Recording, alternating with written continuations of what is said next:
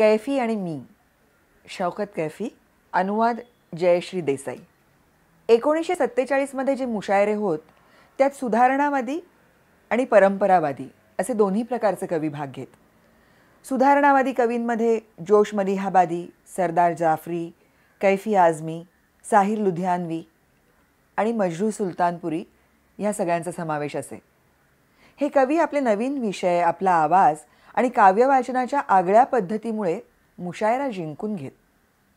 मुकर्रर इर्शादच्या घोषणांनी सारं सभागृह भरून जात असे.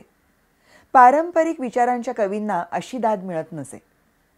मुशायऱ्याच्या दुसऱ्या दिवशी सगळेजण बन्नेभाईंच्या घरी जमत व त्यांच्याकडून भरपूर शाबासकी मिळवत. बन्नेभाई आपल्या खास शैलीत म्हणत, अरे वा, कालचा मुशायरा तर आमच्या पंठ्यांनी एकदम जिंकून घेतला. कैफींच्या औरते, हकीकत आणि ताज ह्या कविता खूप लोकप्रिय झाल्या होत्या. साहिरची ताजमहल ही कविता ऐकल्याशिवाय कुणी त्यांना सोडतच नसे.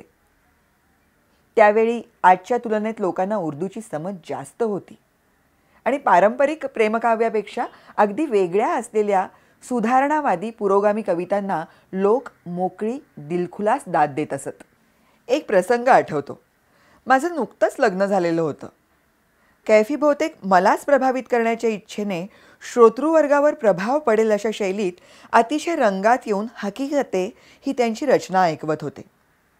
म्हणता म्हणता ते जेव्हा पुढील अध्यायावर येऊन पोचले, वे रफिका वो मीरी मुनी से इखलास पनाह, जिसकी मदकूक जवानी है मसाहब के गवाह, दामने खस्ते तबस्सुम में समेटे हुए आह, देर से होगी मेरे वास्ते जो चश्म बराह, नजर को उसकी नदामत के सिवा कुछ भी नहीं. ती जीवन संगिनी, ती माझी निस्वार्थ सहचरी, जिचं तारुण्य क्षयरोग्यासारखं आहे. साक्ष माझ्या समस्यांना, पदरात गोळा केलेलं हास्य आणि उसासेही, उशिरापर्यंत जी करत असेल माझी प्रतीक्षा, तिला भेट म्हणून माझ्याकडे लज्जेशिवाय काहीच नाही. आणि लोक वळून वळून माझ्याकडे बघायला लागले. ते बहुतेक विचार करत असतील की ही तर चांगली तजेलदार सुंदर कपडे घालून बसली आहे, मग कैफींची क्षयरोग्यांसारख्या क्षीणकायेची अडचणींची साक्षीदार ही अशी बेगम कुठे आहे. मला खूप लाज वाटत होती. दुसऱ्या दिवशी बन्नेभाई मला म्हणाले, अरे मोती, तुझ्या पतीने तर काल सारा मुशायरा स्वतःच्या खिशात घातला. हळूहळू मला जाणीव व्हायला लागली की हे जग हैदराबादमधल्या जगापेक्षा अगदी वेगळं आहे. या लोकांचं नातं मोजक्या माणसांशी नाही तर मानवजातीशी आहे. हे लोक स्वतःचं घर, बायको, मुलं बाळं यांचा एवढा विचार करत नाहीत जेवढा मजूर, शेतकरी व कष्टकऱ्यांचा करतात. यांचं ध्येय या लोकांना त्यांचं शोषण करणाऱ्या भांडवलशाही व्यवस्थेच्या मगरमिठीतून सोडवणं हे आहे. कैफींनी लग्नानंतर मला जी पहिली भेट दिली ते एक पुस्तक होतं. त्याचं नाव होतं इन्सान का उरूज, मानवाचं उत्थान. त्यात मानवाच्या विकासाची गाथा होती. पुस्तक अतिशय रंजक होतं. मी ते पूर्ण वाचून काढलं आणि मला जाणवलं की हैदराबादच्या सरंजामशाही मध्यमवर्गात वाढल्यामुळे माझ्या मेंदूत जी जळमट तयार झाली होती ती हळूहळू हटायला लागली आहेत. प्रत्येक सुधारणावादी विचार माझं मन तात्काळ स्वीकारायला लागलं होतं. माझ्या असं लक्षात आलं की हे लोक इतकं निस्वार्थ काम करतायत तर त्यांचं जेवण, त्यांचा आहार जरा चांगला असायला हवा. यांची सगळ्यांची तब्येत चांगली राहावी यासाठी मलाच त्यात लक्ष घातलं पाहिजे. मी लगेच याबाबत सुलताना आपांचा सल्ला घेतला. त्याही लगेच तयार झाल्या. आज कॉम्रेड परततील तेव्हा त्यांच्यासाठी वेगळंच जेवण तयार ठेवायचं असं आम्ही ठरवलं. मी म्हटलं, मी बटाट्याचा रस्सा छान बनवू शकते. तर सुलताना आपा म्हणाली, मी गूळ घातलेला गोड भात बनवते. आम्ही दोघी लगेच स्वयंपाकघरात गेलो.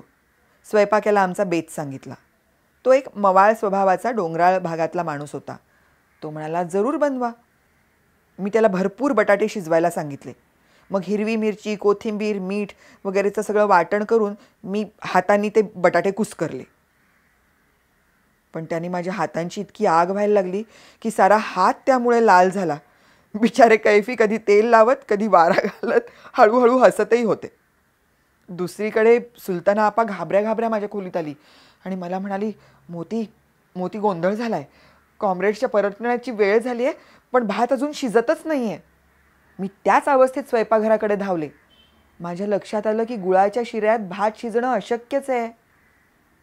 त्यामुळे मग मी सल्ला दिला की असं करूया, हे तांदूळ चाळणीने निथळून दुसऱ्या पातेल्यात वेगळे शिजूया. ते शिजले की मग त्यात गुळाचा शिरा घालूया, म्हणजे ते छान होतील. शेवटी वरून सजावटीसाठी केवड्याचा अर्क आणि खवलेलं खोबरं घालू. स्वयंपाकाच्या मदतीने आम्ही सगळं तसंच केलं. खाण्यातला हा बदल बघून सगळे कॉम्रेड्स खुश झाले. मग एक दिवस तर इस्मत आपाला विचारून मी सगळ्यांसाठी कोफ्तेही बनवले. सगळेच कॉम्रेड्स इतके खुश झाले की कॉम्रेड मोती जिंदाबाद, कॉम्रेड मोतीचा विजय असो, अशा घोषणांनी सारं कम्यून दुमदुमून गेलं. दिवस उलटत राहिले आणि अखेर हिंदुस्थानच्या स्वातंत्र्याचा सोनेरी दिवस 15 ऑगस्ट येऊन ठेपला. कम्यूनमध्ये सकाळपासून उत्साहाला उधाण आलं. सगळे कॉम्रेड्स सुसनात होऊन जे काही चांगले कपडे होते ते घालून तयार झाले. सकाळी 8 वाजताच सगळे कम्युनिस्ट पार्टीच्या कार्यालयासमोर जमा होऊ लागले. भारताचा प्यारा तिरंगा फडकावला गेला. चारही बाजूंनी घोषणांचा आवाज गगनाला जाऊन भिडत होता. इन्कलाब जिंदाबाद, हिंदुस्थानचं स्वातंत्र्य जिंदाबाद, भारत माता की जय, ब्रिटिश राजसत्ता मुर्दाबाद. यावेळी सगळ्यात आधी मजाजनी आपलं गीत ऐकवलं. बोल अरी ओ धरती बोल असे त्याचे शब्द होते. सरदार जाफरींनी एक क्रांतिगीत म्हटलं. कैफींनी एक रचना ऐकवली. मग पार्टीच्या दीना आणि तरलासारख्या सुंदर तरुणींनी सारे जहां से अच्छा हिंदोस्तां हमारा हे गीत गायलं. पी.सी. जोशी, सज्जाद जहीर या सगळ्यांची भाषणंही झाली. मग सगळे लोक मिरवणुकीच्या तयारीने निघाले. त्यात मी, एक सर्वसाधारण बारीकशी मुलगी, स्वतंत्र भारताची सुंदर स्वप्न डोळ्यात आणि मनात भरून कैफींचा हात पकडून त्या मिरवणुकीत सामील झाले. गोवालिया टँकपाशी जाऊन मिरवणूक थांबली. मग परत भाषणं, नाच गाणं, घोषणाबाजी अशी सगळी धमाल झाली आणि मिरवणुकीची सांगता झाली. त्यानंतर मी तर माझ्या खोलीत येऊन झोपून गेले. खूप थकले होते. पण सरदारभाई, जोए अन्सारी, मिर्झा अशफाक बेग, मेहंदी, मुनीश हे सारे शहरभर फिरत राहिले. पंचम जॉर्जचं मोठं छायाचित्र जिथं लावलं होतं अशा एका इराणी हॉटेलात ते गेले. सरदारभाईंनी टेबलावर चढून ते चित्र काढलं आणि जमिनीवरती आपटलं. बिचारा मालक त्यांना विरोध करत राहिला, पण यांचा आविर्भाव पाहून तोही मनातून घाबरलाच होता. या सगळ्या प्रकाराने जोए अन्सारी चिडले. त्यांच्या मते सरदारनी असं काही करायला नको होतं. त्यांनी काही अपशब्दही वापरले. त्यामुळे सरदारभाई भडकले. त्यांनी जोए अन्सारींना इतकी सणसणीत चपराक ठेवून दिली की त्यांचं डोकंच इकडचं तिकडे झालं. ते घाबरून गप्प बसले. त्यावेळी सगळेच कम्युनिस्ट अशा मनस्थितीत होते की इंग्रजांची एक एक निशाणी नष्ट केली जावी. मग जातीय दंगलीच्या बातम्या यायला लागल्या. त्या ऐकून माझा जीव घाबरून जात होता. पी.सी. जोशींनी सर्वच कॉम्रेड्सना असे आदेश दिले होते की कुणीही शेरवानी घालून बाहेर जाऊ नये. शर्ट पॅन्टच घालावी. लोकांनी जातीय दंगे थांबवावेत यासाठीही पार्टी प्रयत्नशील होती. भारतीय कम्युनिस्ट पार्टीचंच एक अंग असलेल्या इप्टामध्ये, म्हणजे इंडियन पीपल्स थिएटर, दंगलींच्या विरोधातली नाटकं सुरू झाली होती. मी मात्र या सगळ्यापासून दूर माझ्याच विश्वात रममाण होते. सकाळचा चहा जरा आरामात पिता यावा ही जबरदस्त भावना माझ्या मनात असे. असंच एक दिवस मी माझ्या खोलीत टिकोजी तयार करत बसले होते. कारण टी सेटमधून चहा प्यायची माझी इच्छा अजूनही मी रोखू शकले नव्हते. तेवढ्यात पी.सी. जोशी माझ्या खोलीत आले. खाकी रंगाची अर्धी चड्डी व सफेद रंगाचा हाफ शर्ट त्यांनी घातला होता. मी एकदम घाबरून उभी राहिले. तोपर्यंत इतक्या जवळून मी त्यांना कधीच पाहिलं नव्हतं. रंग गव्हाळ, सरळ साधा चेहरा. त्यांच्याकडे बघितल्यावरच लक्षात येई की ते एक अत्यंत प्रेमळ गृहस्थ आहेत. त्यांनी मला बसायला सांगितलं. मी बसले. त्यांनी मला विचारलं, सबंध दिवस काय करतेस? मी शरमून म्हटलं, काहीच नाही. ते हसले आणि अतिशय मृदू आवाजात म्हणाले, कम्युनिस्ट पतीची पत्नी कधी बेकार बसत नाही. तिने तिच्या पतीबरोबर पार्टीचं काम करायला हवं, पैसे कमवायला हवेत आणि नंतर जेव्हा मुलं होतील तेव्हा त्यांना उत्तम नागरिक बनवायला हवं.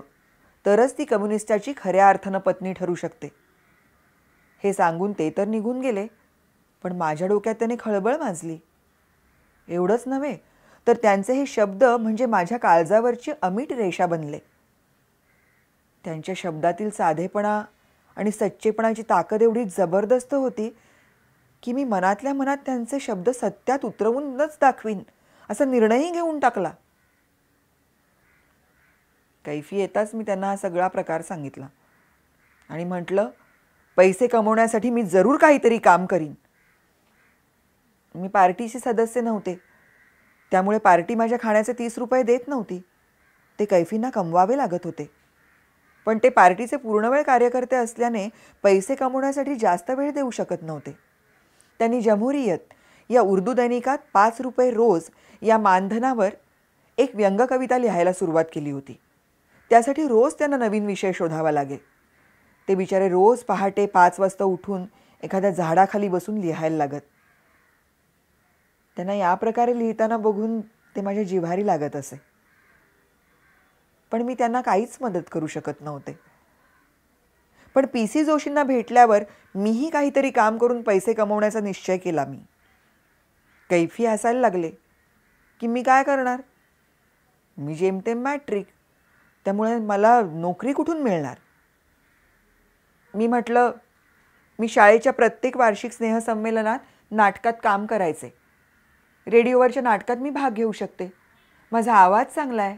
चित्रपटातल्या गाण्यात मला कोरसमध्ये जरी गायला मिळालं ना तरी मी कमवू शकते.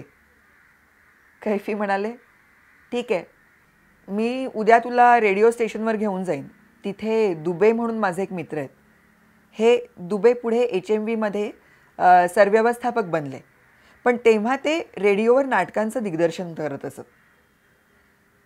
आम्ही दुसऱ्या दिवशी रेडिओवर गेलो. ऑडिशनमध्ये मी उत्तीर्ण झाले आणि जेव्हा रेडिओवरील नाटकात काम करण्यासाठी मला पहिल्यांदा 10 रुपये मिळाले तेव्हा तर जणू माझी चांदीच झाली. ते 10 रुपये मिळाल्यावर मला जो अत्यानंद झाला ना त्याचं वर्णन करणं खरंच कठीण आहे.